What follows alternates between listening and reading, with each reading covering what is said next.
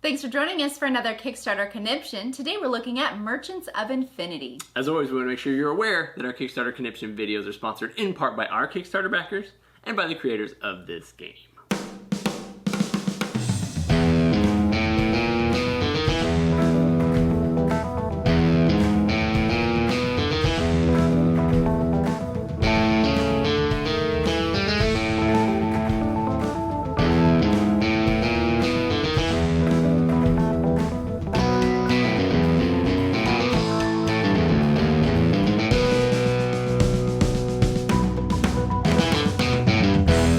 Thanks for joining us at Tantrum House Studio 3. I'm Will Meadows. And I'm Sarah Meadows, and today we're previewing the game Merchants of Infinity from designer Andrew Prowse.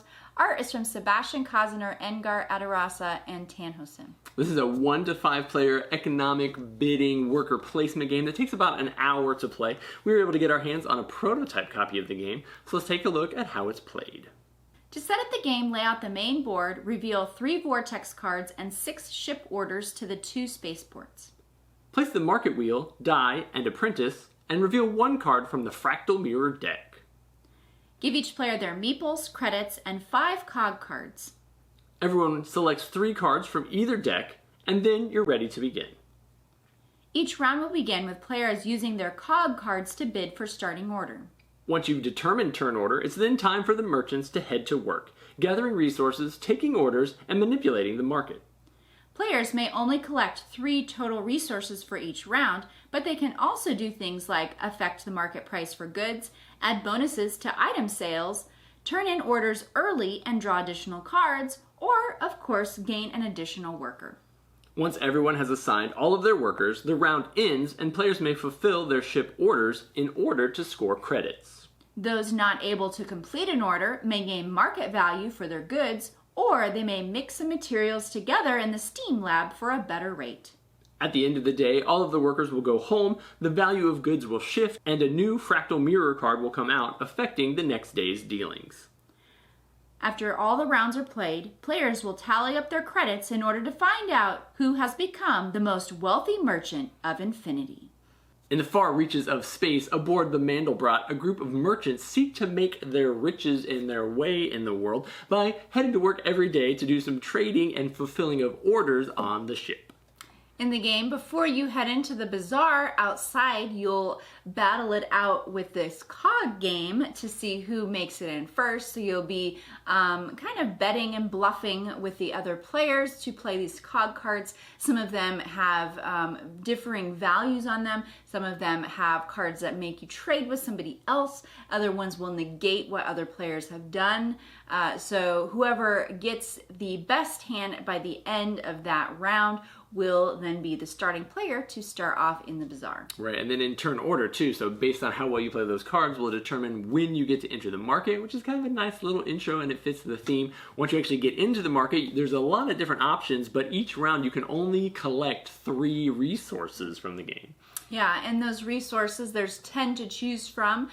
There is a wheel that rotates every round. There's also a space on the board that lets you can control the market value of the resources. But then you're going to need to be working to fulfilling an order by the end of the round. Hopefully, that's one of the main ways you're going to gain points. There's also vortex cards that allow you to gain points just by having information in the game. So if you have a worker on a specific space for a resource that you're going to gain at the end of the round, the vortex card can be fulfilled by just being there. Yeah, and that's actually the main, the meaty strategy of the game is getting your order cards to line up with those vortex cards, because you're only going to be able to gain those 3 resources for the round. You can kind of double dip on those vortex cards if you're able to send a worker and you have the fire symbol already that you've collected because you need to fulfill your order at the end of the round.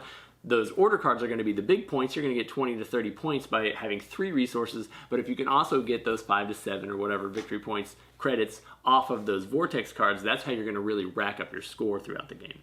Yeah, every round a fractal mirror card will be revealed. Sometimes those will offer something beneficial, but most of the time it will prevent a certain resource from being gained that round, or other things will happen. And so it shakes things up quite a bit every single round of the game. Your player count is also going to shake up the game when you're playing it too. Depending on the player count, you may only be able to send 1 or 2 workers to gather those resources. Once those spots are filled, then you're going to have to find other places on the board to be able to take advantage of. Some of those are going to give you bonuses for the next round. You might be able to gain that extra worker, or you might be able to give yourself a bonus on an order or a vortex card. And then there's also the little shady area of the board that we haven't talked about yet. Yeah, there's the Nova section.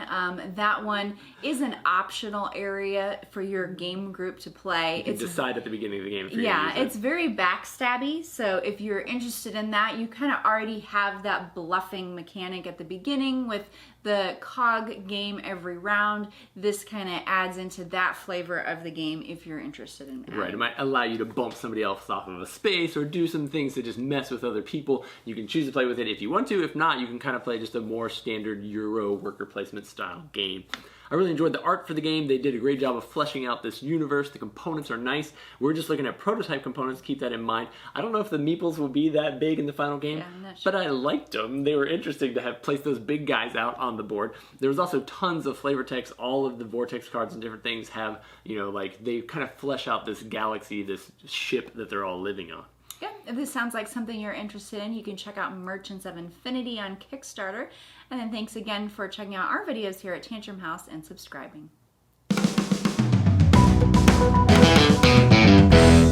it 1 to 5 takes an hour? I'm amazing. It's 2 to 5. Start over. Exist merchants seek to gain great wealth by day trading on the stock market. Aboard the Mandelbrot space station. That's what I'm looking for. The Mandelbrot. Each day in the something ship. What was it called? Mandelbrot. The Mandelbrot. Merchants seek Mandelbrot.